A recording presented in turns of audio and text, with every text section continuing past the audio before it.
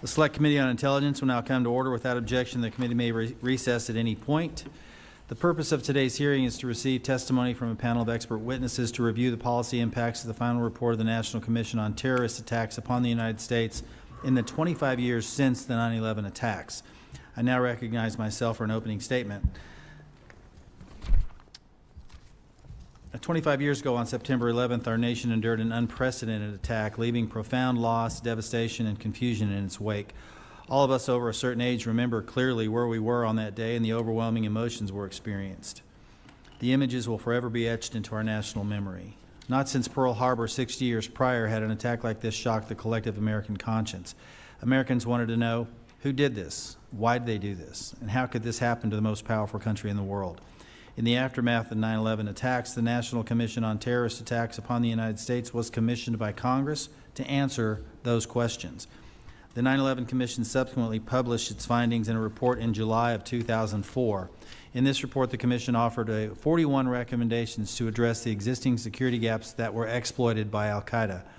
As a result of the 9/11 Commission's work, sweeping reforms to the intelligence community were adopted to combat the threats posed by radical Islamic terrorism. Perhaps most notably, the Office of the Director of National Intelligence and the National Counterterrorism Center were created by Congress as a result of the Commission's recommendations. Other recommendations were adopted in whole, some in part, and others not at all. 25 years after the 9/11 attacks, this committee is re-examining the Commission's final report to inform our decision-making about our national security policy priorities today. We have three primary objectives as we conduct our review. First, how effective were the 9/11 Commission's reforms on our nation's intelligence enterprise and what areas require further attention? Second, how has the threat landscape evolved over the last 25 years? And last but certainly not least, what recommendations can we offer to address new and emerging threats that undermine the safety and security of the American people? As previously stated, the threat landscape has shifted dramatically. Consider the advancements in technology since 9/11. In AI, quantum computing, drones, cyber and asymmetric warfare, biothreats, the list goes on. On top of that, we now live in the era of great power competition that presents significant national security challenges with China, Russia, Iran, and North Korea. The reemergence of great power competition, combined with an age of rapid technological advancement, has created an unprecedented threat environment. In the aftermath of the 9/11 attacks, we learned a hard lesson that a failure of imagination paired with a reactive, defensive national security posture was insufficient to combat the emerging threat of terrorism. As then CIA Director Tenet said at the time, the system was blinking red, but the proper national security measures weren't implemented in time to thwart the terrorist plot. We find ourselves in a similar blinking red situation today. To combat emerging threats in the dynamic world in which we live, we must have a proactive and offensive strategy. We must be prepared and forward-looking about the threats we face. Today we kick off our efforts to learn from the policy failures of the past in order to safeguard our nation from new and emerging threats. We are fortunate to hear from three witnesses with deep expertise across intelligence, counterterrorism, homeland security, and national security law. The Honorable John Pistole served as Deputy Director of the FBI during a critical period of post-9/11 reform and later led the Transportation Security Administration, where he oversaw major aviation security initiatives, including TSA PreCheck. Dr. Bruce Hoffman is one of the nation's foremost experts on terrorism and counterterrorism. His decades of scholarship and service, including on the FBI 9/11 Review Commission, provided important perspective on how the threat landscape has evolved since the original 9/11 Commission report. Mr. Jamil Jaffer brings extensive experience in national security law, intelligence policy, cyber issues, and congressional oversight, including prior service on this committee and in the White House. Together, these witnesses will help the committee assess what reforms have worked, where gaps remain, and how the United States should adapt to today's emerging threats. I want to thank the witnesses for being here today and examine the 9/11 Commission report and the profound impact it's had on our national security policies and the intelligence community. Your perspectives and insight will prove invaluable for the work of this committee. I now want to recognize Ranking Member and gentleman from Connecticut, Mr. Himes, for his opening statement. Thank you, Chairman Crawford, and thank you to our briefers for being with us today in our first public event as part of our bipartisan review of the 9/11 Commission report recommendations led by Representative Stefanik and Representative Gottheimer. Almost a quarter of a century ago, we experienced the worst terrorist attack in U.S. history, killing nearly 3,000 Americans. Over 160 residents of Connecticut were killed in the attacks, many of them from my district. I happened to be in Lower Manhattan that day, and I remember the horror and the terror that permeated the environment, as well as the heroism of the first responders, so many of whom lost their lives. I also remember the remarkable feeling of unity that spanned this country for some period of time afterwards. There really is no more important task for the intelligence community, as well as the intelligence committees, than making certain that we are doing everything we can to prevent such attacks on Americans. The IC, of course, is the first line of defense in counterterrorism. 2 decades ago, the bipartisan 9/11 Commission, established by Congress to investigate why we were unable to identify and stop the 9/11 plot before the attack, outlined just how important the IC's role is. The Commission identified critical failures in intelligence processes that prevented any one agency or analyst from having all the pieces of the puzzle that may have allowed them to identify the plot. The lack of information sharing across agencies was a key problem identified by the Commission, and it remains a priority today. The Commission also highlighted how important it is that we have a team of serious, non-political, deeply expert people looking at this threat, who are able and willing to provide insights to senior policymakers, even when those insights may be unwelcome or uncomfortable. It is vital that the intelligence community is able to play that role and not be a part of the political partisan morass. The Commission also issued a number of recommendations to strengthen the IC, including creating the Office of the Director of National Intelligence and the National Counterterrorism Center. Today, we'll have a chance to hear from 3 national security experts who have been tracking these issues for many years. Our witnesses have deep knowledge of how the U.S. national security apparatus developed after 9/11, areas where the IC and the U.S. government more broadly can continue to improve, and the nature of the terrorist threat that the U.S. faces today. With changes across the terrorist landscape, including a decentralized threat from scores of offshoot groups and rising lone wolf radicalization, coupled with novel threats we couldn't have imagined 2 decades ago, like the potential for terrorists to leverage the advances of AI technology, it's vital that the IC is postured to warn against new threats so we can take action to make Americans safer. I look forward to hearing your thoughts, and I yield back. I thank the gentleman. I now recognize the distinguished chairwoman of HPSC's 9/11 Commission Review Task Force, Congresswoman Elise Stefanik, for an opening statement. Thank you to Chairman Crawford, Ranking Member Himes, and my co-chair, Congressman Josh Gottheimer, for working to convene today's vitally important hearing. This is our 5th hearing or briefing as a part of this commission, which have been conducted in the classified and now today in the unclassified setting. 25 years ago, our nation endured the September 11th terrorist attacks that forever changed the course of American history. In the aftermath of 9/11, it became clear that our national security and intelligence architecture needed to evolve to meet a rapidly changing threat landscape. The reforms that followed strengthened coordination, intelligence sharing, and our ability to detect and disrupt threats on our homeland.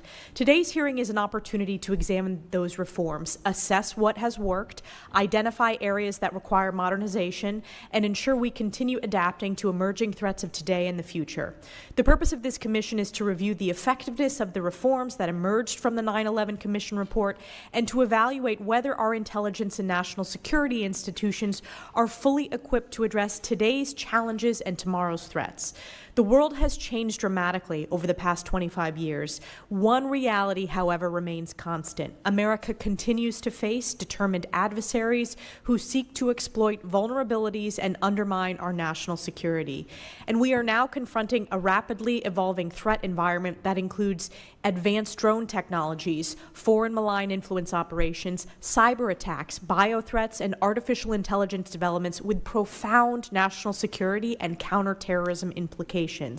Congress has a responsibility to confront these issues directly. We must ensure that our national security and intelligence institutions remain agile, forward-looking, and prepared to stay ahead of the evolving threat landscape before our adversaries can exploit gaps. Today, we are joined by a panel of witnesses who played significant roles in strengthening our intelligence community and national security framework in the years following 9/11. Thank you for being here today. I look forward to your testimony and to a thoughtful discussion on how we must continue to protect the American people in an increasingly complex threat environment. I yield back. Thank the gentlewoman, and it's now my privilege to recognize the ranking member of the HPSC's 9/11 Commission Review Task Force, Congressman Josh Gottheimer, for an opening statement.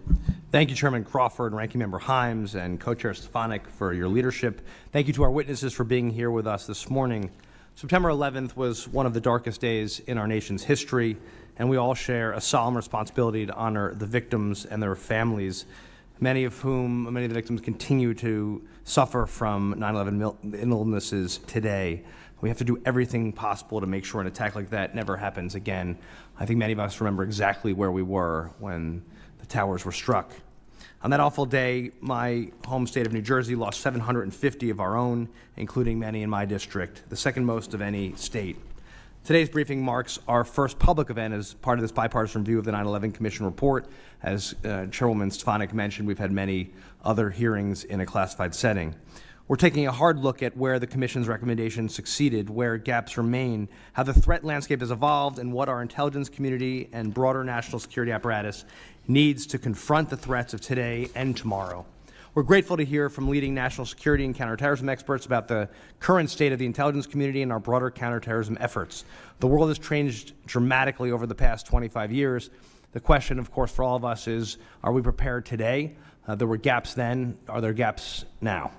Terrorist organizations and lone actors now have access to more sophisticated technology, more advanced weaponry, and global online platforms that allow them to spread hate and radicalize individuals from halfway around the world without ever crossing a border.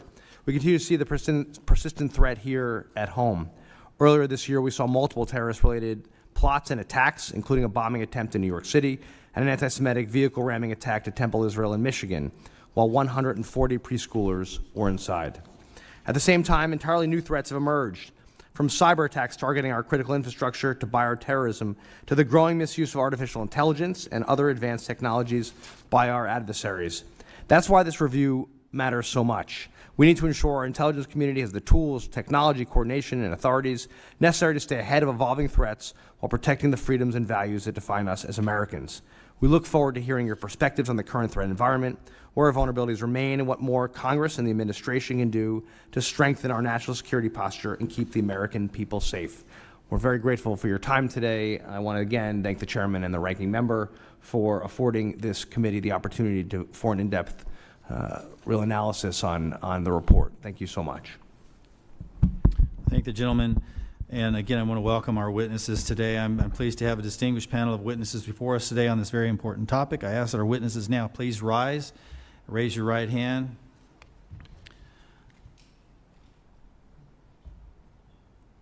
Do you solemnly swear the testimony you'll give before the Permanent Select Committee on Intelligence of the United States House of Representatives will be the truth, the whole truth, and nothing but the truth, so help you God? Let the record reflect that the witnesses have answered in the affirmative. Thank you, and please be seated.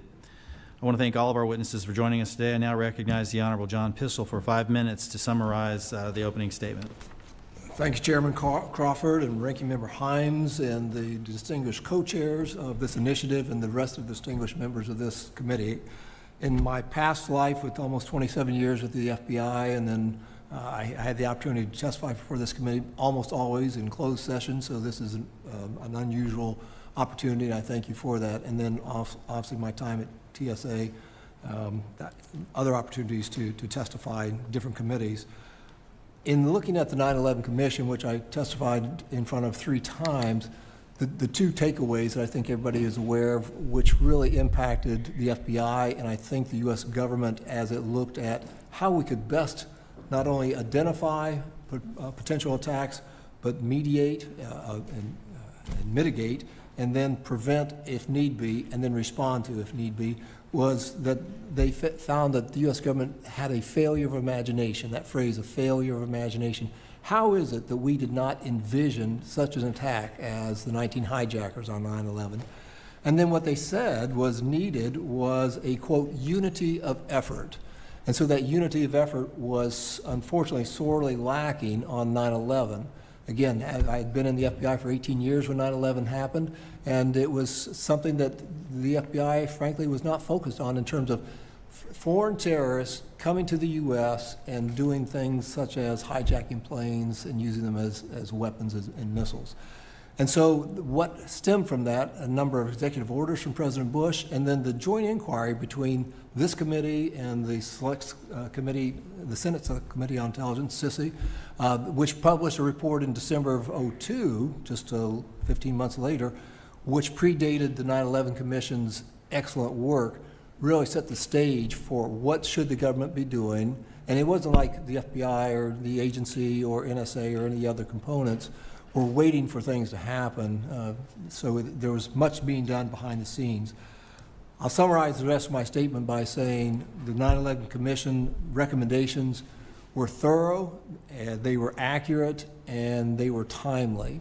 And so the changes that we made in the FBI when I became the deputy director in the fall of 2004, the senior career position, working with Director Mueller, it was a matter of how do we best position ourselves for not only the collection of intelligence based on the new DNI, the Director of National Intelligence as was referenced, but how do we analyze that and share that on a timely basis and then action that as appropriate here in the homeland. So those steps, those recommendations that were made, were timely, and I believe that we are better served today than what we were then. That being said, the threats are still out there, and the risks are high. And so, for example, the creation of TSA is one of those steps that would prevent another 9/11 from happening. But what other steps or threats are out there that have been referenced in some of your opening remarks? So with that, I'll yield back my time. Thank you, Mr. Chairman. I thank the gentleman, and I recognize Dr. Bruce Hoffman for 5 minutes. Thank you, Chairman Crawford, Ranking Member Himes, distinguished co-chairs, and committee members. I'm immensely honored and humbled to testify before this committee, not least since I appeared before the committee 25 years ago, just 2 weeks after the 9/11 attacks, and when I then also provided testimony on the subject of counterterrorism policy, threats, and intelligence reform. First, let me state the obvious. The United States has not experienced another major terrorist attack like 9/11, nor anything even close. This is a towering achievement. During the dark and fearful days following 9/11 and the early years of the war on terror, such a result was then a matter of faith and hope and was far from certain. It is proof how important the 9/11 Commission's recommendations in 2004 Intelligence Reform and Terrorism Prevention Act have been in keeping our country safe from another massive terrorist attack. But today, the superstructure of the security architecture that emerged is either fraying, being dismantled, or falling into disrepair. We are losing the expertise, knowledge, and institutional memory assembled over the past 25 years. In terms of the reorganization of the USIC that followed the 9/11 attacks, the criticisms of and concerns about the ODNI are both longstanding and well-known. On the 10th anniversary of the 9/11 attacks, the 9/11 Commission's co-chairs expressed dismay that the DNI was still not, and I'm quoting, the driving force for intelligence community integration that the Commission had envisioned. And they also noted that the DNI's role over budget and personnel remained lamentably ambiguous. These concerns have arguably not abated. The NCTC, with its narrower remit, is perhaps more easily assessed. At the time of its creation, the preeminent threat to Americans came from abroad. Today, the threat is as much domestic as it remains foreign, with the line between what were once two separate and distinct phenomena having eroded. Yet the principal agency responsible for the analysis and synthesis of terrorist threats and implementation of coordinated counterterrorism strategic operations is legally barred from taking action to counter domestic terrorism. This seems a dangerous anachronism. More than a decade has passed since the review that I co-led, which assessed the FBI's transformation from a law enforcement agency to one with enhanced intelligence and counterterrorism missions. Our basic conclusion was positive. The FBI, we found, had made measurable progress between 2004 and 2014 in developing end-to-end intelligence capabilities and significantly improving information sharing and collaboration with partners both at home and abroad. The FBI's evolution in this regard, we found, had continued to protect the homeland against another catastrophic terrorist attack. But the report also identified areas of improvement. Foremost among these was in human intelligence, which the Commission concluded had not kept pace with other significant advances in the law enforcement dimension of counterterrorism. Hand in glove with improved human capabilities, the report had argued, were related training opportunities. In this respect, the Commission had cited the FBI's expansion of new agent training from 16 weeks to 21 weeks per the 9/11 Commission's recommendations. Recent reports, however, that the duration of new agent training has returned to the original 16-week time frame inevitably raises questions about whether the National Security Branch and specifically intelligence skills training was reduced or perhaps even eliminated, and how the shorter training period may have affected acquisition of this enhanced and critical accompanied skills. The Commission was also concerned about the FBI's analytical cadre. We concluded that the FBI still needed to professionalize this key dimension of its intelligence operations and responsibilities. The effective integration of analysts with agents in the field, we found, had then yet to be achieved.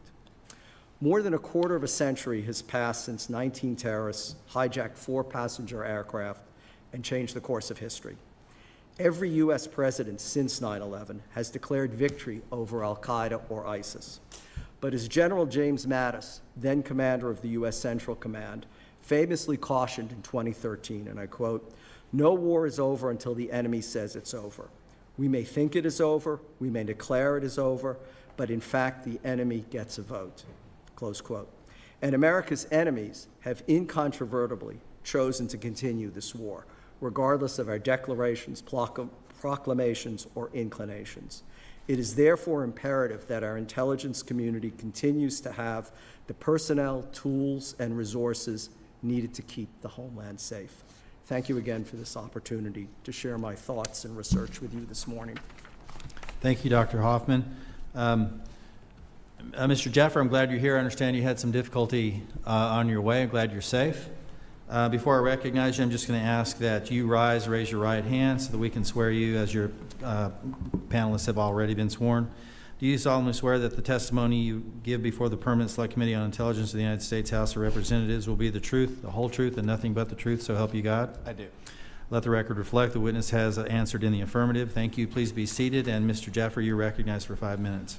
Well, thank you, Mr. Chairman, and thank you to you and the ranking member, Mr. Himes, Chairwoman Stefanik, and Ranking Member Gottheimer for your leadership in holding a bipartisan review of the 9/11 Commission's recommendations. I apologize that traffic on 395 delayed me in getting here, but I appreciate the opportunity to testify before the committee. The reality, Mr. Chairman and Chairwoman Stefanik and ranking members, is that the threat to America remains massive. Al-Qaeda and ISIS together number 30 to 50,000 fighters worldwide. ISIS in Khorasan has demonstrated the ability to operate outside of its region against Western interests across the board. We've seen attacks by Iraqi Shia groups. We've seen attacks by Hezbollah, Hamas, Palestinian Islamic Jihad. You name it, every terrorist group out there in the world today that wants to come after Americans and our allies remains active, remains aggressive. As if that weren't enough, China remains an ongoing threat to the United States, both here in the homeland and abroad. They operate against their own people in the United States. They employ students, temporary workers, and cyber operations to come after our businesses and our nation's security. Russia is no slacker itself. Iran remains aggressive, and in the aftermath of Operation Epic Fury, Midnight Hammer, and Project Freedom, remains committed to attacking America both abroad and in the homeland. And North Korea, of course, has ballistic missiles tipped with nuclear weapons that can now reach the West Coast and perhaps further into the American homeland. We are, without a doubt, at the highest state of threat our nation has ever faced, including and not limited to the time before the 9/11 attacks. And yet, we may be taking our eye off the ball. How so? A simple example. Section 702, the single most valuable intelligence collection authority the U.S. government has, by every Attorney General, every Director of National Intelligence, every Vice President, President to have had that authority, have said that publicly and in testimony for this committee and others. And yet, we engage in an act of political brinksmanship every 2 to 3 to 4 years, where we renew that legislation and we come up right to the edge and potentially don't renew it. We've had times when it's gone out of operation. Even though we have existing authorizations, we have seen the telecommunications providers and technology companies limit their cooperation in those times of gap. The idea today that we remain operating with a temporary authorization authority is a train wreck in this era of heightened threats. Congress ought to not only reauthorize Section 702, it ought to make it permanent, and it ought to reject any effort to impose a warrant requirement on that authority and rebuild the very wall that the 9/11 Commission advocated and that we did, in fact, dismantle over the last 20-plus years. Beyond Section 702, there are a number of other things that we ought to do to help protect our nation in this era of great threat. We need to get on the offense, not just against terrorists, but against counterintelligence threats here in the homeland, to include but not limited to China and Russia. We need to get on the offense on collection. We need to expand our collection authorities, not limit them.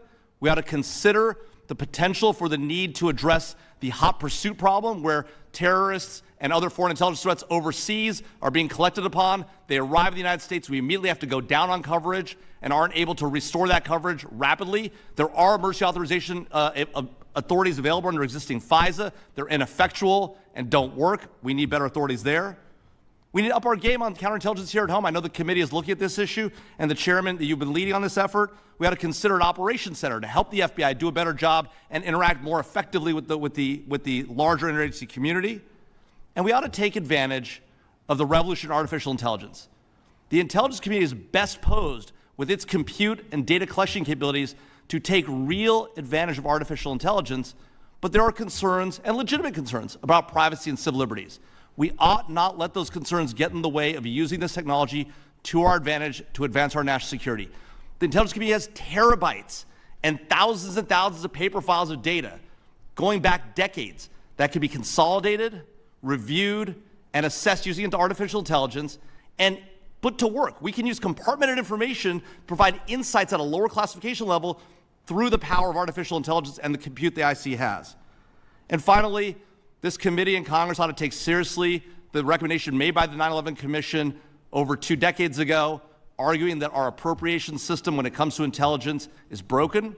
There are a variety of ways you might consider it. There's ideas about a joint committee, ideas about combining authorizations and appropriations. All those are hard, I know, in Congress. At the same time, there are things that ought to be taken seriously, and consideration ought to be given at a minimum to create an intelligence appropriations subcommittee within the House and Senate Appropriations Committee. With that, I thank the chairman and the ranking member and the members of the committee for their time, and I look forward to your questions. Thank you, Mr. Jaffer. I appreciate your input. Members will be recognized by order of seniority for their 5 minutes of questioning. An additional round of questioning may be called for after all members have been recognized. I now recognize myself for 5 minutes. I want to get to this topic, and I think all of y'all have sort of touched on it, but how has the counterintelligence threat changed since 9/11? That's for any of the three that want to comment. The short answer is the counterintelligence CI threat has become more pervasive and more systemic given the rise of players around the world, and as you mentioned, Mr. Chairman, the use of AI and the things that machine learning, the tools that are available to the counterintelligence players make it much more challenging for us on defense unless we can do more offensive actions, which is a different equation. So the short answer is it's more pervasive, more systemic, and more challenging for all of us. Thank you. Any further comment on that? Well, thank you, Mr. Chairman. As I said in my oral testimony, 25 years ago, the terrorist threats the United States faced were primarily foreign. Now they've also bled into domestic, and they've blended together. So that's one dimension that I think has changed, is that we're asking the intelligence community and law enforcement to cover a much wider remit than they had 25 years ago.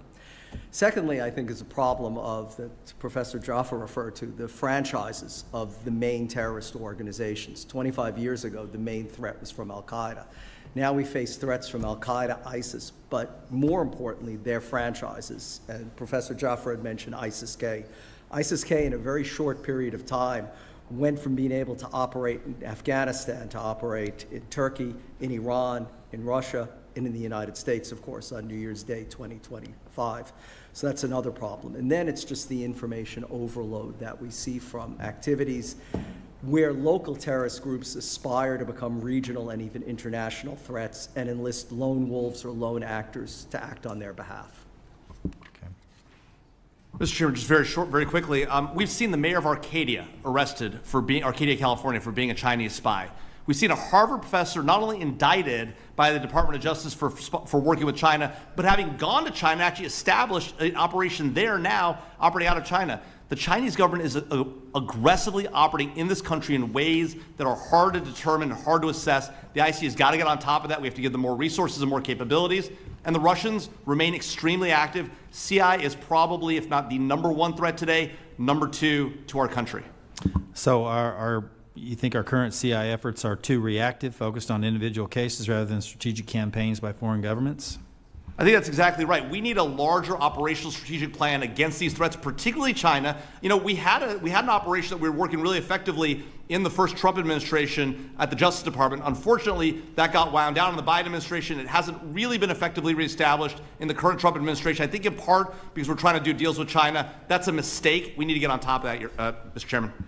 Let me ask you this. So in the post-9/11 environment, as all of you have indicated, the threat landscape has evolved significantly. How do we improve coordination? And I'm thinking about how we integrate other agencies, other departments within into the IC. For example, departments of agriculture, commerce, transportation, et cetera. How we adopt more of a whole-of-government approach as it applies to our counterterrorism, our counterintelligence threats. And I'd welcome comments from all three of you on that. Well, it's a great question and challenge, Mr. Chairman, in terms of incorporating those departments and agencies that aren't dealing in the IC world, don't have clearances. How do you protect sources and methods to make sure they have the information that is, again, timely and actionable?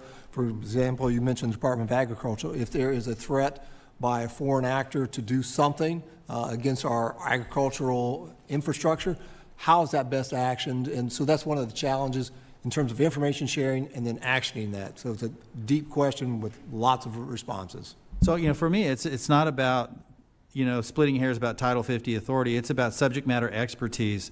And that subject matter expertise resides in those agencies, but they don't have the connective tissue to the IC. Does that make sense? Yes, it does, and that's exactly what we experienced at the FBI prior to 9/11, and then afterwards trying to deal with that. Any Dr. Hoffman? I would agree with everything that Mr. Pistole said, but the one thing that I would add that I think is absolutely critical is improving integration and coordination with state, local, and tribal authorities, because terrorism has become local. On New Year's Eve in 2025, we had an individual radicalized in Texas who then travels to New Orleans. And I think this underscores how we have to be entirely confident that the whole process, not just that there's integration at the federal level, but at the state, local, and tribal as well.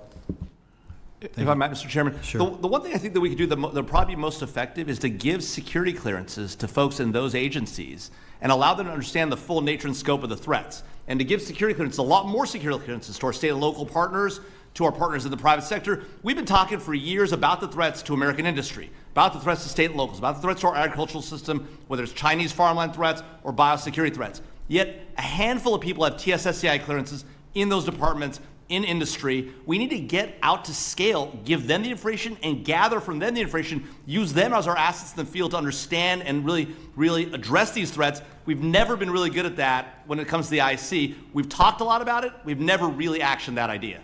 Excellent. Thank you. Ranking Member Himes. Thank you, Chairman. I've got a bunch of questions, so I'm going to ask for fairly quick answers. Dr. Hoffman, this one starts with you. You know, I look at the defense that we played in the last 25 years, and it's worked pretty well. That's indicated in the number of terrorist attacks that have been stopped, our ability to reach out and touch terrorist groups around the world. What really troubles me is that if you compare the threat, it is much more numerous in many, many more places. The Sahel, across to Indonesia, here, domestic violence, it's domestically extremes here. So my question, Dr. Hoffman, if we really wanted to be serious about reducing the supply of terrorism out there, that is to say, compromising the ideology which seems to be attractive to people, doing more to stop the supply, what would we do?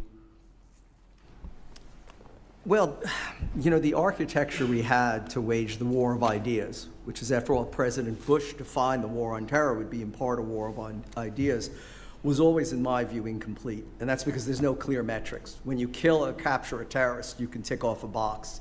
It's very hard to ever discern if we've changed demands or women's attitudes, if we've re-engineered their drift towards extremism. So it's always been hard to achieve, but I would say in the diminution of what's perceived to be the terrorist threat, because we haven't had a major attack, that a lot of the focus on, let's say, the soft power dimensions of counterterrorism have also eroded, and our information capability, our public diplomacy capabilities have also been scaled back, I think, in a way that is not helpful to addressing precisely your question. So give us some specific examples. Soft power is a very abstract term. What is a specific thing that we could do that would reduce the attraction of, let's just say, radical political Islam for young men in Yemen, Somalia, Indonesia, et cetera?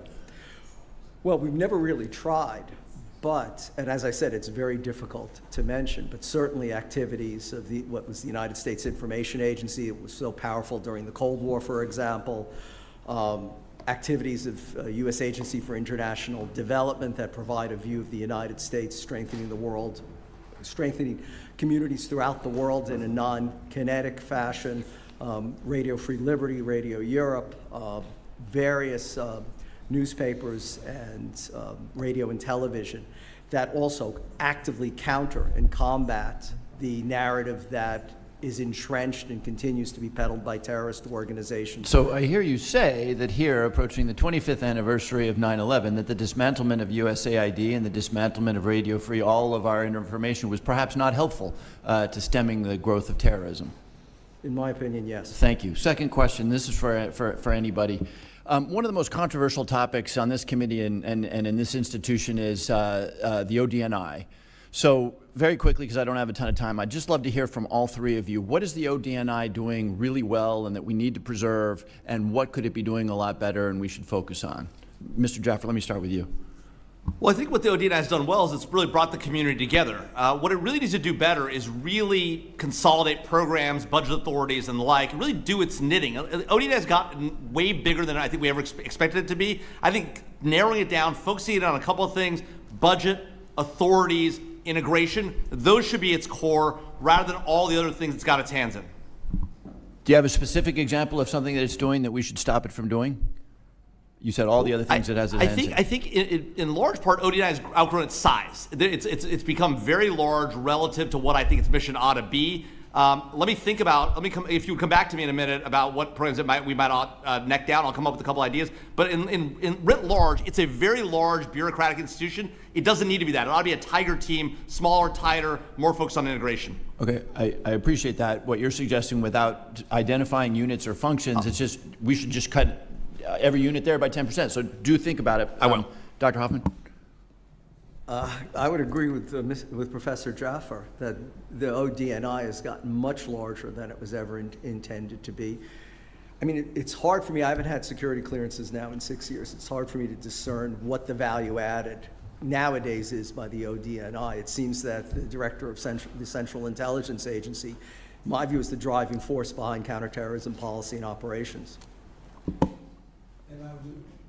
I would just add that I think it was a great idea to institutionalize the different aspects of the IC, especially as it relates to the collection and analysis and then collection requirements for each of the different agencies. For the last 6 or 7 years, I've been on the Board of Visitors for the National Intelligence University, which is now being merged into the National Defense University. There are some pros and cons of that, but I think I agree with my colleagues that it is probably outgrown its usefulness in terms of the size and should be streamlined to focus on those key aspects that will help identify and prevent terrorist attacks from happening in the homeland. Thank you. I'm out of time, but I would like to follow up on this issue. I think there is an emerging consensus that is not a lot more specific than what we heard today, but that is an institution that is both critical and in need of reform and right-sizing. I think that's something we're going to want to follow up on. Thank you. Yield back. I thank the ranking member, and I recognize the distinguished chairwoman, Ms. Stefanik. Thank you, Chairman Crawford. Mr. Pistole, in your opening statement, you talked about one of the thematic findings of the initial 9/11 Commission was this failure of imagination. When I take a step back and think about this technological sea change that we have undergone over the past 25 years, whether it's AI, quantum, cyber, drones, or this, that needs to be addressed. How can we address these emerging technologies when it comes to our counterterrorism posture? Thank you for the question, and I think you've hit it right on the head, Madam Chair. Kind Congresswoman. And it really gets to that unity of effort issue that that the 9/11 addressed. But the 9/11 Commission was focused on unity of effort within the U.S. government. I think it's much more broad than that. It's a public-private partnership in a way that our high-tech companies, especially those who are investing billions in AI and all these different things, how can we best leverage what they are doing that we are not doing in the U.S. government to make sure that there are no gaps, that there's not a failure of imagination to say, okay, have you considered this, and what about this opportunity that could be exploited, you know, on just zero-day exploits and things that have happened that we could anticipate like we did not do on 9/11. Mr. Jaffer, you referenced AI as an opportunity for the IC to utilize technological tools to strengthen our posture when it comes to counterterrorism. One of the concerns that has been raised both publicly in reporting is terrorist organizations using AI or lone wolf using AI. Can you talk to me about that? And I also want your perspective on the question I asked Mr. Pistole. Yeah, Chairwoman, I think you're exactly right that there is a potential threat that non-state actors, adversaries who don't have capability today will advance their capabilities using AI. There's no doubt that AI has the ability to up-level all, including threat actors to the United States. That's actually all the more reason why we need to use it more effectively and as effectively as possible. The reality is that we are going to, technological advance is going to benefit the offense as much as it's going to benefit the defense. If we don't take advantage of it now, we'll fail. We have more capabilities. We have every leading AI company essentially in the world is here in the United States. Every leading technology company is here in the United States. We have the ability to take that technology advantage and put it to a use for us. The problem is we allow disagreements over politics, disagreements over which technology is better than the other to prevent us from using that technology, and fear about how to use that technology and whether it will work in our classified systems and whether we can use it with compartmented information or not. We need to get past that and move down the road. And I do think there's an opportunity here for us to take advantage of that, in particular, taking large amounts of information and necking it down and being able to identify threats in real time. On your question about, remind me of the question that you asked, Mr. Pistole, I apologize. Just the technological sea change when you think of drones. It's not just AI. Drones, cyber, quantum, none of those were mentioned in the 9/11 Commission report, and there's been a technological shift over the past 25 years. How do we address this in the IC community? Look, I think we have to work differently. I think the IC has always been at the leading edge of technology, and now it's fallen behind, not because of any particular reasons, because the technology advance is now happening in the private sector. To Mr. Pistole's point, we have to bond tightly with the private sector. We don't give them the level of access to information that we have because we hold government information too close, yet we use contractors all the time to obtain and collect that information. If we were to let the technology community in the door and we were to partner tightly with them, and by the way, expect more of them. All too often we see technology companies say we're global companies when it comes time to work with the U.S. government, when it comes time for them to take advantage of the U.S. government and benefit from our technology or our national security capabilities or threats they're facing. Oh, now they're an American company. We have to hold all of our technologies to the test, and technology companies to the test and say, look, if you want to be an American company, you got to work with the U.S. government. It's not acceptable to say no. It's not acceptable to put artificial barriers in the way of the U.S. government. At the same time, if we don't partner on quantum, on AI, on all these areas, tightly with the private sector, we will fail because the U.S. government today is not the leading edge of technology. And then you said something in your opening statement. You said the threat is higher than it's ever been, even when compared to pre-9/11, the threats then. Can you further expound upon that? Yeah. I think the reason why is it's less because there's a massive threat from terrorists, which there is, but it's because the threat today is also coming from China, from Russia, from Iran, and from North Korea. We've never been at a time when as many countries of the world have nuclear weapons pointed at the United States, able to deliver them. We've never been at a point in the world where so many countries of the world that are opposed to us are on the verge of nuclear capability. Iran with 440 kilograms of 60% highly enriched uranium. We've never been at a point where the terrorist threat remains high and is now being advanced even more than ever by nation-state actors. Nation-state actors are collaborating with these terrorist groups to help them come after the United States and Western interests. So the fact that we've remained relatively safe at home for the last 20, 25 years is not because the threat isn't real. It's because we've been on the offense against the threat. We're now taking our eye off the ball. We're letting authorities decay. We're getting soft at the time when the height is most high. My time's expired. Yield back. The gentleman yields. Ranking Member Gottheimer. Thank you so much, Mr. Chairman. Thank you so much, Mr. Chairman. This could be for all three of you, actually, if you don't mind, because I think it's such a critical question. Do you feel that we are in a better place in terms of agencies coordinating with each other, communicating with each other, than we were before? That was obviously a major flag coming out of the Commission report led to DNI and the formation of DNI in the first place. Do you think we're better at that now? Absolutely. Absolutely. Sir, Jaffer, Mr. Jaffer. Oh, you can add more than absolutely if you want. I think we are certainly better today than we were before 9/11. Are we good enough? Absolutely not. We need to get dramatically better. Part of the problem, I think, is that agencies tend to respond to the way Congress operates. And the reality is that as good as we are at 1050 and the issues between the defense community and the intelligence community, right, we've not done a good job on the Hill reuniting those capabilities and those authorities. And so as a result, the executive branch needs to reflect that. The fight over 702 and this question about a war requirement, the idea that we might reestablish something appearing like a wall is sending a message to the intelligence community. Collect less, be more careful, don't get aggressive against threats. And again, it's not to say that we shouldn't keep an eye strong out for privacy and liberties, but we, the American people and our representative in Congress, are sending a message to the IC, to the executive branch: slow down, be more cautious, don't share as much information. That is the wrong message to be sending in this era of heightened threat. Since you all were involved in the earliest stages of 9/11 Commission report, or commented on it, or testified on it, or a couple of you did at least, is there anything that was left out that you say now, we should have included that, or this was something that we shouldn't have included that we did include? The one thing that I would comment on, Congressman, is the recommendation that has not truly been fully implemented as recommended, and that's congressional oversight. Of course, when DHS was created as a result of the legislation, the one thing that they recommended was streamlining congressional oversight, which the reason for it is to make sure that Congress, both houses, Senate and House, understand what the issues are. And so are the threats are real, the stakes are high, how do we best address that from a legislative standpoint?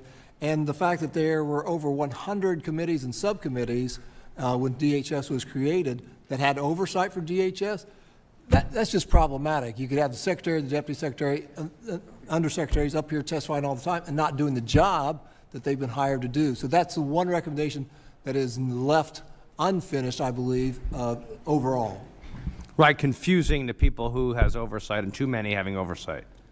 It should all just be centralized here, in my opinion. Yeah. So yes. The AI, building on what Ms. Stefanik said actually before, I believe that AI could be a huge national security asset if done the right way, but alarmed that we're not being honest about what it does for our enemies, Iran, China, and Russia, using it for disinformation and cyber attacks. The 9/11 Commission warned, as Elise said a few minutes ago, about a failure of imagination. We couldn't conceive of the attack coming. AI lets a small cell plan a complex attack faster with less footprint and less warning for us. Do you think we are ahead or behind our adversaries? And is this one of those things where do you think we're not using our imagination right now? Look, I think the way we're not using our imagination is realizing that they are going to use this capability, and that if we don't use it to defend, we won't succeed. We will fail miserably if we don't use this capability and use it at scale. And so it's less a problem of having the capability. We have it. The leading companies are here. The problem is we're being limited in our implementation. We are self-limiting ourselves when it comes to defense. The offensive actors are not going to limit themselves. China is not going to use Mythos and ChatGPT 5.5 Cyber to come after the United States. If we don't use it for defense at scale and partner tightly with the industry to give them the capability to defend themselves and help them defend themselves, we will fail because the offense will go first. To that point, Mr. Jaffer, you mentioned talking about the homeland, and a couple of you talked about like the fact that the lines have been blurred. You've been talking about the lines being blurred. Do you think, how serious is the risk of an Iran-directed mass casualty attack on U.S. soil right now? Because do you think we're not prepared for it? Do you think we are thinking this through enough, and the agencies have the wherewithal to think between domestic and foreign? I think one of the main problems is that we've been so successful in keeping the homeland safe over the past quarter of a century, there is once again a return to what the 9/11 Commission called as this lack of imagination. I mean, look at the news in the past couple of weeks. You have Iran paying criminals to carry out terrorist attacks in the United States and elsewhere. That's kind of an out-of-the-box or outside of the traditional lines of counterterrorism. You know, my view about science and technology, everything that's been said is true.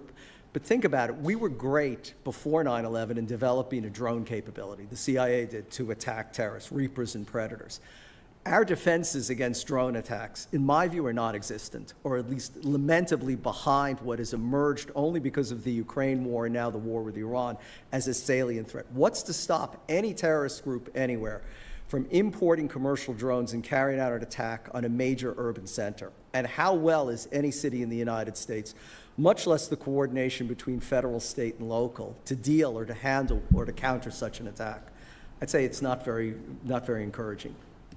Thank you. I yield. The gentleman yields. Vice Chairman General Kelly. Thank you, Mr. Chairman. As we approach the 25th anniversary of September 11th, this hearing is an important opportunity to examine what reforms work, where gaps remain, and whether our intelligence architecture is adapting fast enough to modern threats. The 9/11 Commission identified failures in information sharing, integration, and imagination.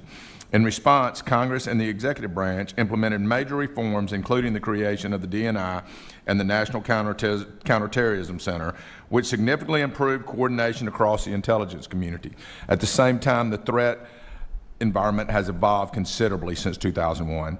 Terrorism remains a persistent threat, but we are also confronting cyber attacks, foreign malign influence, gray zone aggression, AI-enabled threats, and increasing blurred lines between foreign and domestic threats. My focus today is whether the post-9/11 intelligence frameworks remains agile enough to address the next generation of threats while preserving effective oversight, accountability, and civil liberties. And I want to get right to the point. We would have had another 9/11 had it not been for 702. We would have. Anybody who is too ignorant to acknowledge that, and the games that we play with this, and I think it was you, Dr. Jaffer, who said that our letting it go dark or letting it go away is a non-starter, a non-entity. The political games need to stop. When abuses are found, people should go to jail. People should be, they should have harsh treatment when they violate the civil liberties of Americans. But I used to prosecute as a district attorney.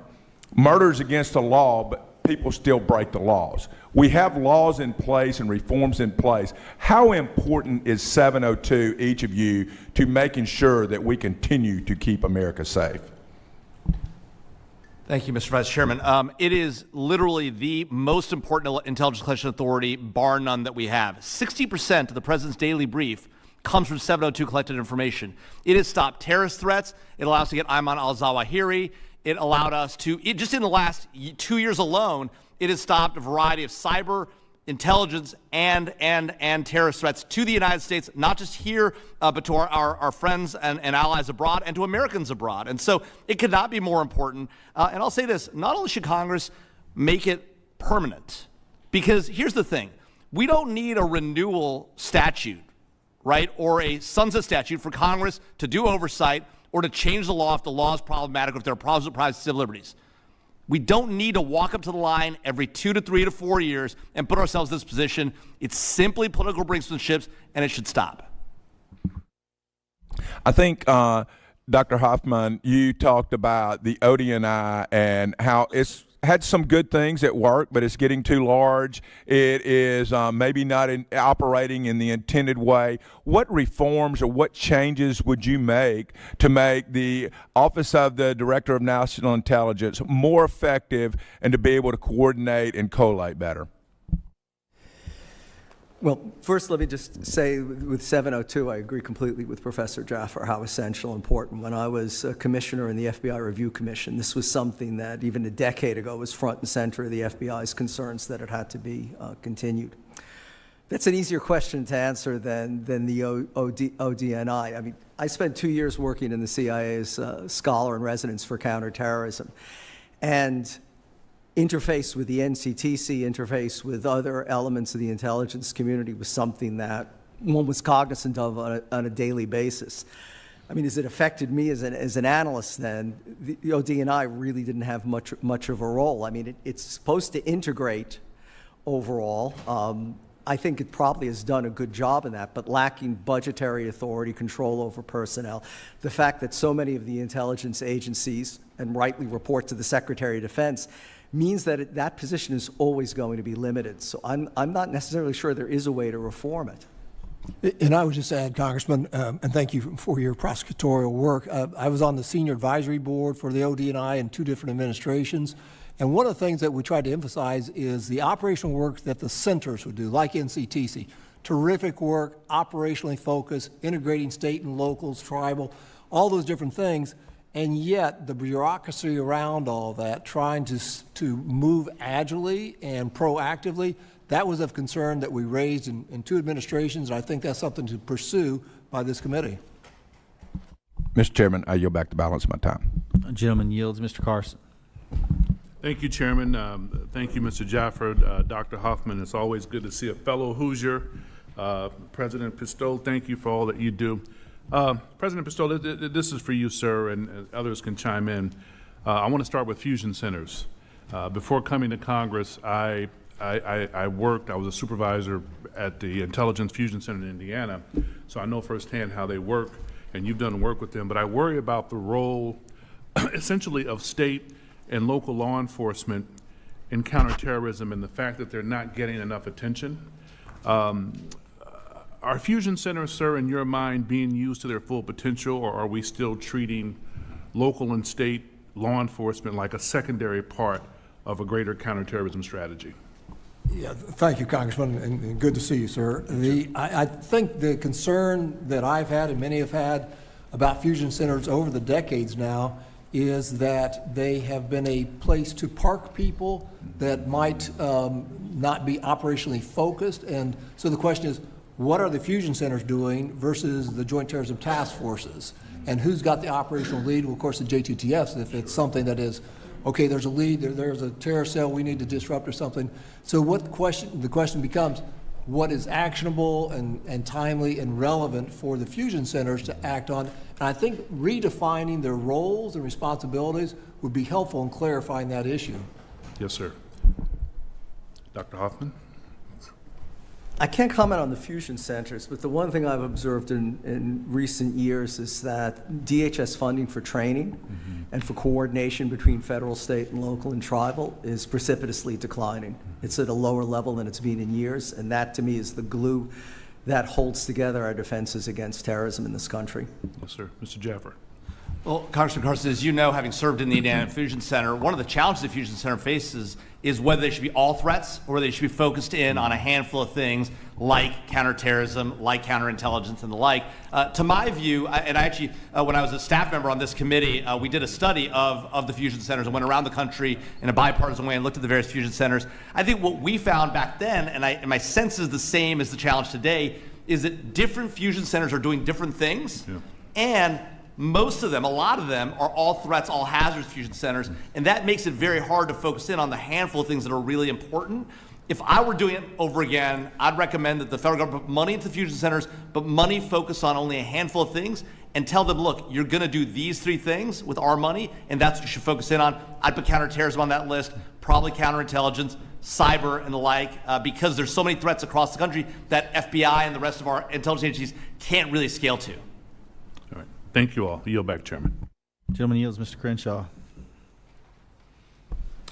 Thank you all for being here. I thought it was interesting on the committee's recommendation about combining appropriations and authorizations in HPSI and SISI. Now, I know I would like to see that, but I'm curious why the commission would why you think that would be a good idea. Well, Congressman, obviously it would make life a lot easier if the authorizers could decide where the money was going to be spent and then actually put those monies on target. It would solve the 2-step problem, having to convince more people about a given issue. This committee, in particular, being a select committee like the Senate side committee, has a specific role and mission. It was designed to focus in on intelligence programs, to provide protection for private civil liberty, but to lean forward on those missions. And if you're separated from the money that allows you to lean forward, it makes it impossible to actually action it. Think about all the overhead collection programs that we have that this committee is sought to prioritize, but can't get the Appropriations Committee to support. That's just one example. There's dozens of them. So if you combined it, that would make life easier for this committee. It would take the real experts in this room and allow you to actually put lead on target. The problem, of course, is that's not how we've ever operated. If we try to operate that way, it'll be very hard to do. It'll take away power from the Cardinals. It's an almost impossible political task. That's why I think maybe if we can't get there, then the next step might be create an intelligence subcommittee, and so you're out from the hack-D, sack-D situation, and the committee then is able to really effectively work. And what I'd do is I would cross members of this committee, including the chair and ranking member, to that Appropriations Committee, and you essentially solve the problem but work within the current constraints. Appreciate that. I would just add to that, Congressman, if I could, that having testified before both authorizers and appropriators, that was a cumbersome process for everybody involved, and I think by combining them into a streamlined process, maybe not some type of hybrid, would help everybody in terms of addressing national security issues, which again, there's a sense of, there needs to be a sense of urgency on all sides, and having this, I'll call it a bifurcated process, I think gets away from that sense of urgency that, okay, I've got my domain, you've got your domain, shall they come together? Well, we'll see. So I would, yes. On the issue of connective tissue, and that was supposed to be solved by the ODNI, it's still an issue because different agencies use different reporting formats. There's different training, whether you're training to recruit a source or recruit a confidential informant. These are vastly different training. And how do you think we've progressed since then? And having a common database, having a common place where all of different agencies, whether it's state, local, the different federal agencies can actually access information that is relevant to them. So I would just jump in by saying, having been a graduate of the FBI Academy at Quantico, that was distinct training for a domestic law enforcement officer and analyst. I did several graduations, presented grads at the farm for CIA, and that's obviously a whole different set of responsibilities and everything else. So I think it's that the uniqueness of each agency, and then the question becomes perhaps where you're going is the ODNI, are they doing something in a way to coordinate better the efforts of the disparate responsibilities of the agencies within the IC? Okay, I'll leave it there.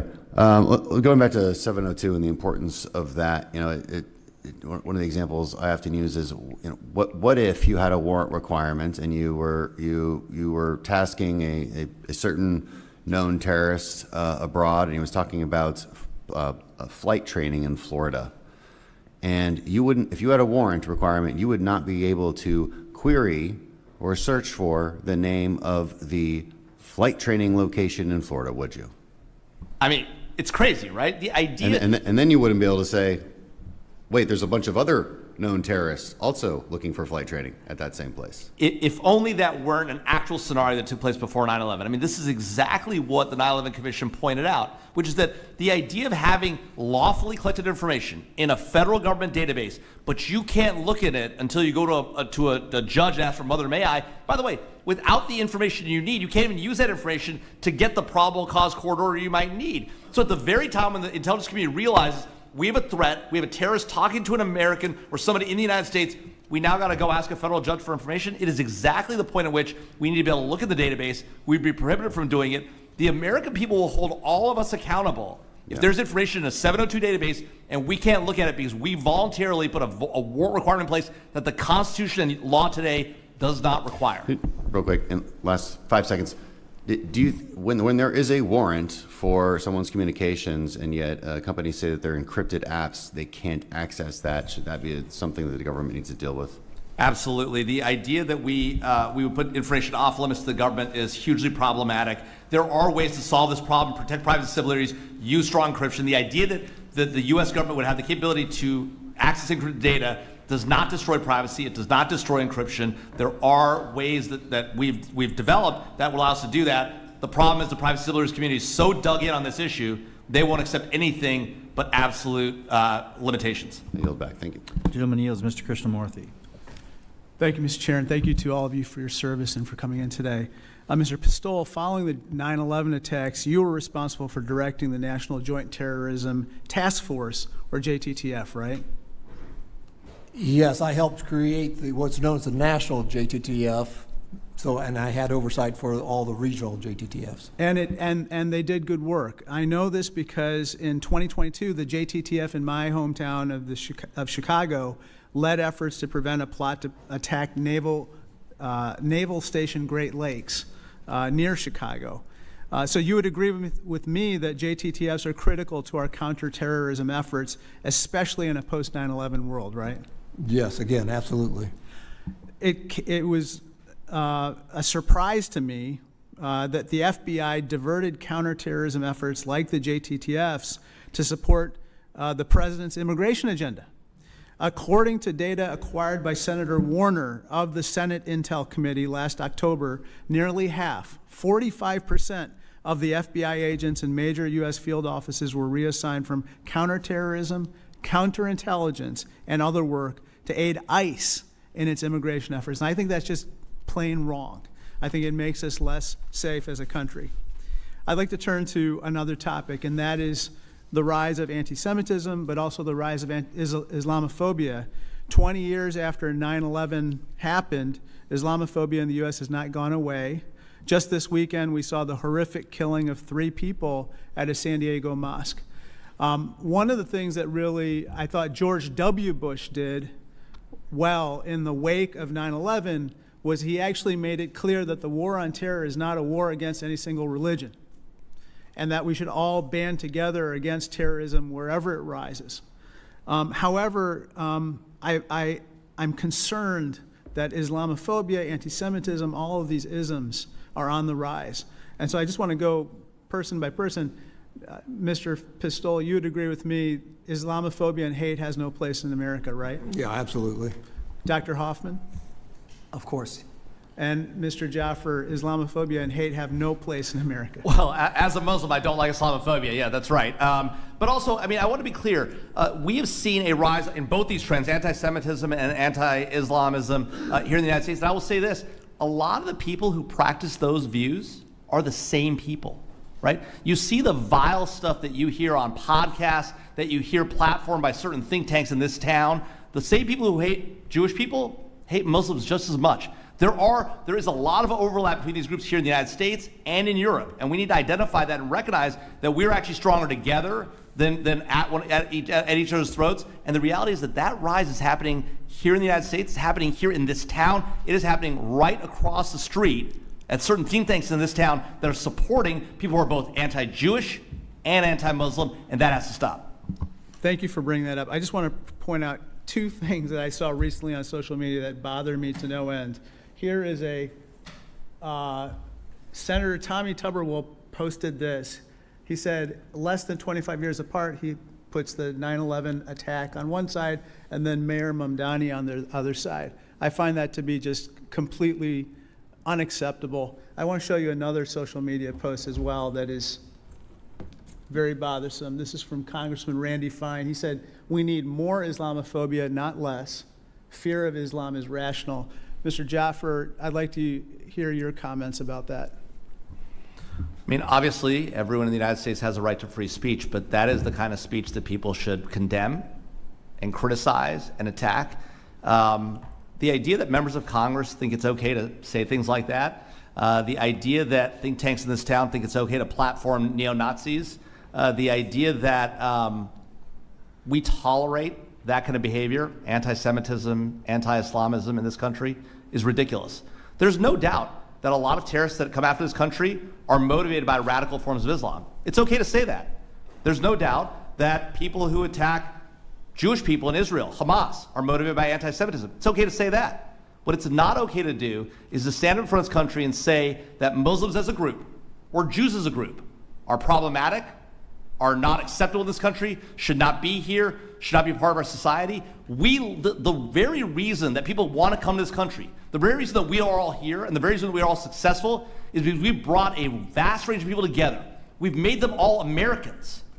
And we all move forward together as Americans, not as Jews, not as Muslims, not as people from Germany or from Iran or from Iraq, but as Americans. Thank you for that eloquent statement. I would just say thank you to all of you for standing up against Islamophobia, anti-Semitism, Hindu phobia, all phobias. They have no place in America. Hate has no place in America, and it's counter to all of our values. Thank you. The gentleman's time has expired. Ms. Wagner. I thank you, Mr. Chairman. Like so many Americans, I still vividly remember where I was on September 11th. I remember the shock and the fear and the anger, but I also remember how this country came together, how complete strangers came to the aid of their fellow Americans, and how we all, as a nation, declared that we would never, ever let this happen again. Now, almost 25 years later, the world has changed, but our mission remains the same. Our adversaries are more advanced, their tactics have evolved, and their capabilities have matured. To ensure the safety of the American people, our intelligence community must adapt faster. This Congress, I was appointed the chairman of the Subcommittee on Open Source Intelligence. This is the first time that Congress has created a legislative body dedicated solely to an intelligence discipline, and it could not come at a better time. Open source intelligence, or OSINT, is being utilized more and more than ever, not just in the IC, but throughout the private sector too. For example, there are now commercial platforms that can map global shipping patterns in real time, detect anomalies across millions of data points within seconds. They can provide insights that would have taken weeks or months just a few years ago. With an ocean of raw data growing exponentially each day, the intelligence community's ability to analyze this abundance of information with speed and accuracy is vital to our national security. Because if we fall behind, our adversaries gain the strategic advantage on the battlefield and here at home. Key to this effort is communication and collaboration between federal agencies, between federal and state partners, and between the public and private sectors. Mr. Jaffer, given the proliferation of open source intelligence, should Congress consider reforming classification and declassification requirements to improve intelligence sharing with state, local, and private sector partners? Absolutely, and I think the most important thing that Congress can do in this space is to give more security clearances for the highest end form of intelligence. As you know, Congresswoman, having served on this committee, TSSCI information is qualitatively different than information you get at the collateral TS or the secret level, and dramatically more valuable. And so if we want to make real partners in the state and local community, and by the way, in the private sector most importantly, because today they're at the leading edge of technology, they're also at the leading edge of the threat from China, Russia, Iran, and other actors. We need to empower them with what we know, and by the way, expect the same back from them, for them to share information with us that we can utilize as well. We don't do enough of that. We don't hold them accountable. We also don't hold ourselves accountable to give them the information they need and can act on, and not just in a skiff and make it only in unusable form. Ms. Jaffer, do you believe the IC could use siloed artificial intelligence capabilities on our classified networks to rewrite products at a lower classification level, or even the unclassified level? I love this, Congresswoman Wagner. Absolutely. In fact, you know what I think they can do is we can actually take highly compartmented information and using AI, take it down to a collateral TS, collateral S level, allow the insights to be shared without the sources and methods getting out. I think there's dramatic value there. That's why we need to sprint towards this capability now. The challenge, of course, is that we're being too cautious and stepping too carefully, if anything. Agree. Dr. Hoffman, in what ways are non-state terrorist groups utilizing publicly available or commercially available information to carry out attacks or other actions? Clearly, all kinds of technology, from things like the New Orleans vehicular attack using Google Glasses to carry out surveillance, for example, and record surreptitiously. So he wasn't holding up his iPhone or holding up a camera. He just had eyeglasses that he could use. Certainly the power that artificial intelligence, but just the availability of open source material to carry out intelligence and reconnaissance in a detailed fashion from one's desktop is enhanced appreciably. And then there's also the vulnerability of our personal information. I mean, anyone in the public eye now, for 99 cents, individuals can get all their personal details to their home address, social security numbers, cell phone numbers, and so on, which facilitates the attacks on persons or threats and harassment being directed against them. And we have adversarial nations, foreign nations such as China, Iran, and Russia, who are working with terrorist groups to enhance their ability to act, as you've talked about, on publicly available or commercially available information.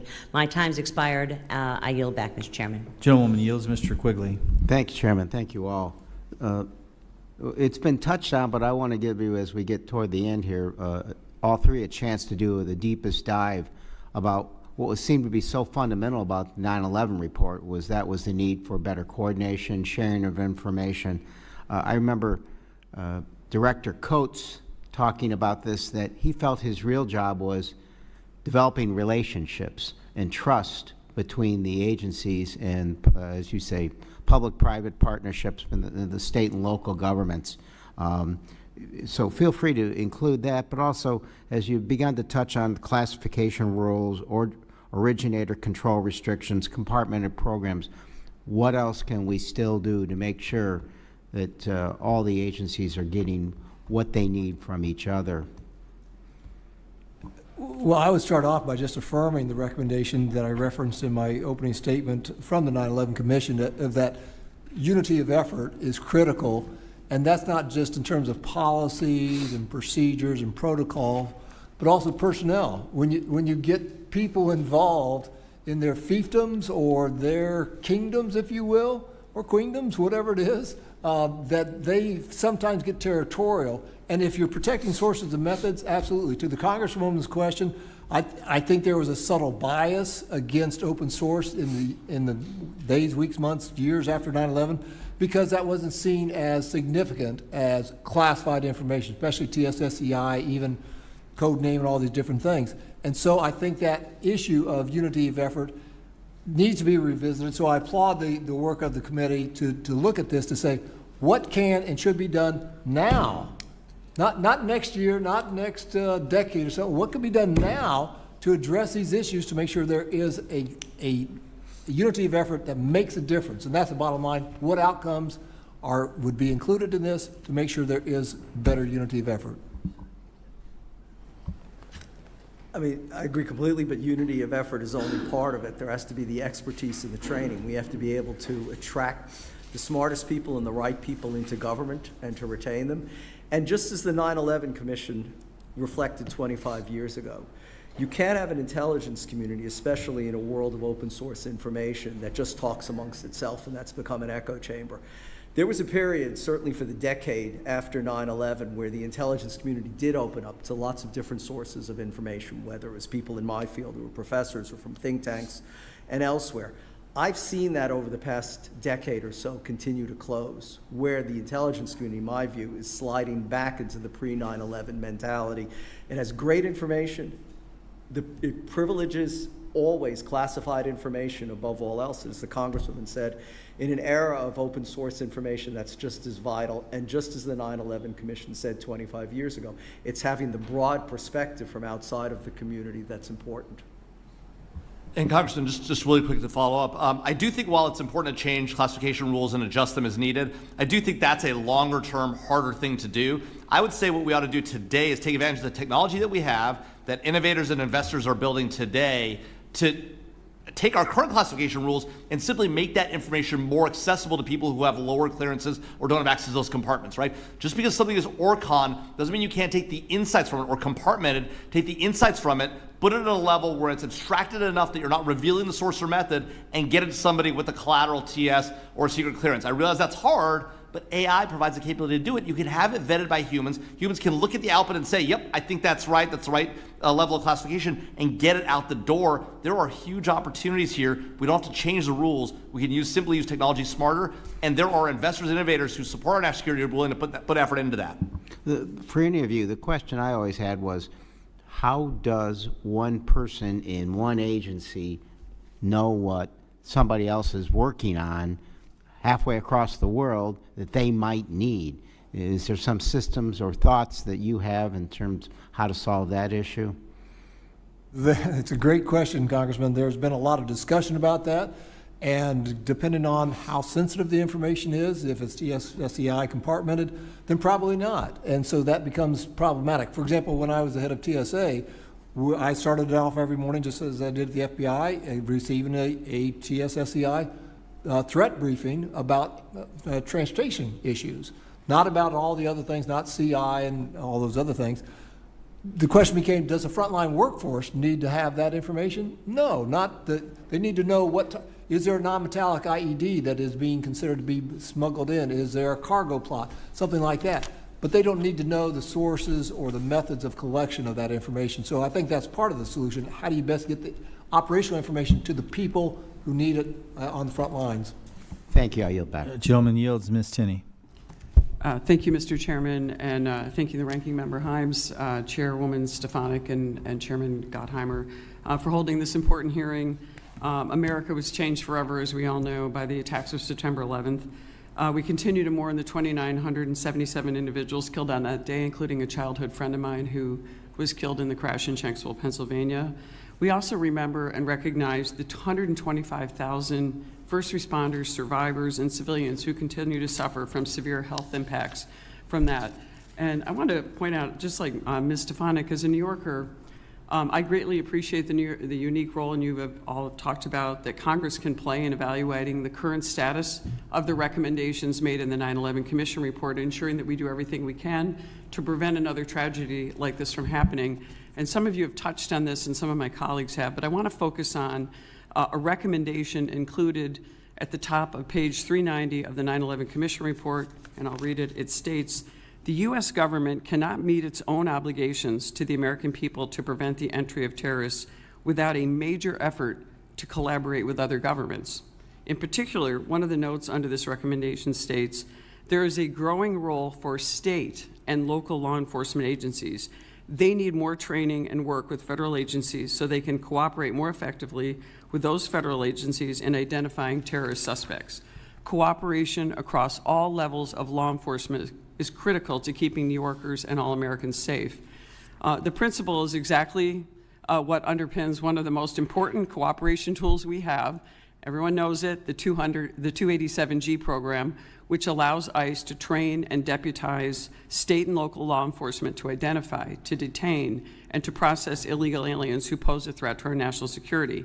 Through the program, although the program was actually predated 9/11, interestingly, in 1996, the first agreement was signed in law after 9/11 by the state of Florida, of all places, in direct response to those vulnerable. Now, here we are, 25 years later, the worst terrorist attack, and the most people were killed in New York City.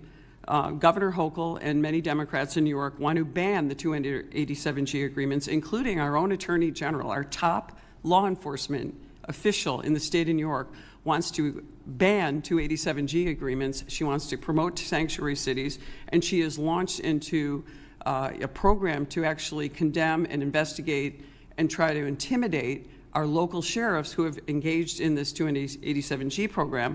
And I say this because I represent a part of New York State, as does Ms. Stefanik, which borders Canada. We are a border security area. We started the Northern Border Security Conference in response to all the different terror attacks that have been happening and a lot of the known terrorists that have come across the border. The Intelligence Committee that I serve on, this committee has been fantastic, our staff in helping identify some of that work, as have our intelligence agencies. So I want to ask each one of you, and just really quickly if you could answer, don't you think it is essential that we continue the work of our local law enforcement agencies, more eyes on the ground to be able to continue this 287G program? And just quickly, I mean, don't you think this is folly for New York State to actually try to eliminate this program, as it's been helpful in keeping us safe? And you, Mr. Hoffman, said we haven't had a real major attack of the scale of 9/11 since then, and since the 287G program has been implemented. I wonder if you could just go down the dais here and give me your, just maybe a 5-10 second opinion on it. Thank you, Congressman. I'm afraid that's outside the scope of my expertise, and so I'll defer on that to my colleagues. So do you think that the 287G program, working with local and law officials, is effective? Again, without regard to 287G, I think that it's critically important that the federal agents, officers work with state and locals across the board. I'll defer to that. Thank you. How about Mr. Hoffman? Well, given that we have the World Cup games here, and we'll have the Olympics shortly, the importance of ensuring that there is the closest possible integration between federal, state, and local is even more critical now than it's ever been. I'd return to a previous point. I see that funding that facilitates that, joint training exercises, joint education, is being pared back precipitously in recent years. Thank you. Mr. Jaffer. Yeah, it strikes me that the federal government collaborating tightly with state and local law enforcement is critical, particularly on counterterrorism threats, and authorities like the ones you cited are an important part of that process. At the same time, it's important that we focus on the threats to our nation. Well, let me, before you get into that, let me just tell you something. This 287G program has saved lives, but I'll tell you right now, there are 7 states who are anti-police states, anti-ICE states, just like our new mayor, Mondami, has said, I want to defund ICE. I want to defund law enforcement. We want to defund the police. This is more of that. 7 states, Washington, Oregon, California, Illinois, New Jersey, Delaware, and Connecticut, have banned the ability of our local law enforcement to work together, as stated by the 9/11 Commission. Why are we going backwards? I think this is a threat to national security and really undermines our local police. So I just think that this is one of those things that is a good recommendation from the 9/11 Commission that we need to continue. But my time has expired, but I really appreciate you all being here. Thank you. Gentleman yields. Mr. Fallon. Thank you, Mr. Chairman. And just to echo the point of my colleague from New York, creating synergy with local and federal, it makes us all safer. Thank goodness that in these last 25 years, there hasn't been another attack on the homeland to this scale. And that was a worry I think we all had back in 2001. What I wanted to touch on a little bit is counterintelligence, because I think that we must be creative and innovative. And what would you do? How would you hit us if you were our enemy? And I'm not talking just from a traditional nation-state standpoint, but asymmetrical, non-state actors, terrorist groups, lone wolf, and new threats, as Representative Stefanik mentioned, about what tech advances, really allow these bad actors to have at their fingertips. So if you are our enemies, how would you hit us? And so I wanted, if you could, real briefly, just touch on that and the importance of it. Yeah, thank you, Congressman. I think that what you're getting at is if a foreign actor is able to get inside information, so you have an insider threat because somebody within fill-in-the-blank agency is providing information to them that is traitorous, that they should be charged with. I worked with 2 FBI agents who ended up providing information to the Soviets and then later the Russians. One person I sat right next to for the 16 weeks of Quantico. And he had a personal reason that he wanted to do that. And then, of course, Robert Hansen, one of the worst known spies, worked down the hall from me when I was at FBI headquarters. So there's that personal side of things. What's their personal motivation?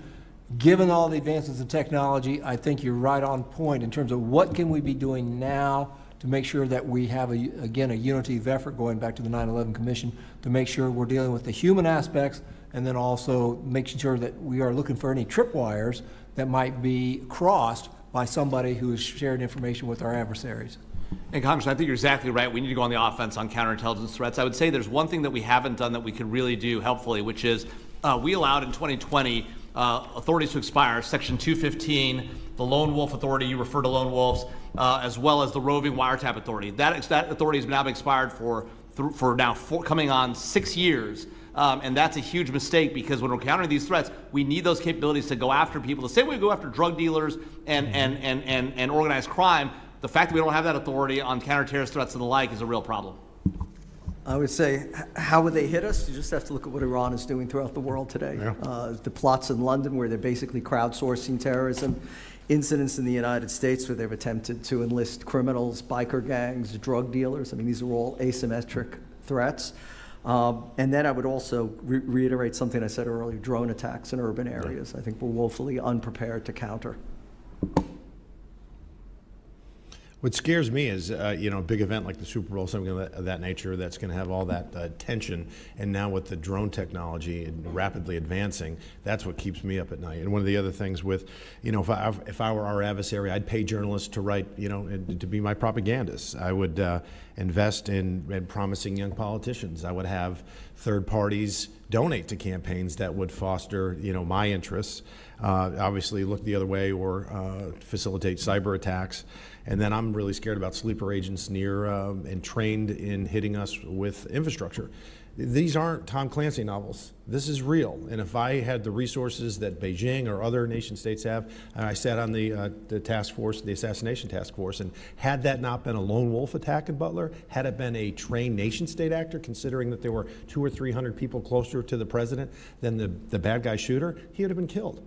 It would have been awful. What I do want to touch on in my last minute is, with the 18 intel agencies we have, what specific reforms have you seen over the last several decades that have worked, that would be the things that you'd want to champion?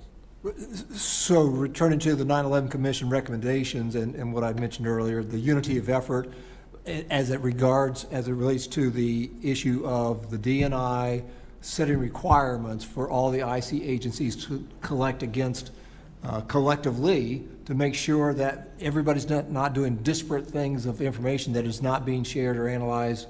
And that was one of the major sea changes for the FBI, to see that going from probably the premier law enforcement agency in the world perhaps, to that of a collection, analysis, and information sharing agency.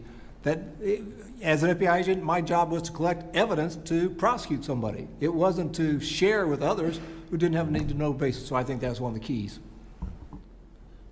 Well, my time has expired. Thank you very much. Gentleman yields. Mr. Fitzpatrick. Thank you, Mr. Chairman. Thank you all for being here today. Obviously, the challenge, as we get further and further past 9/11, is keeping our guard up. That's always been the challenge. When we drop our guard is generally when we're vulnerable to attack, and oftentimes when we are. Two things that come to mind.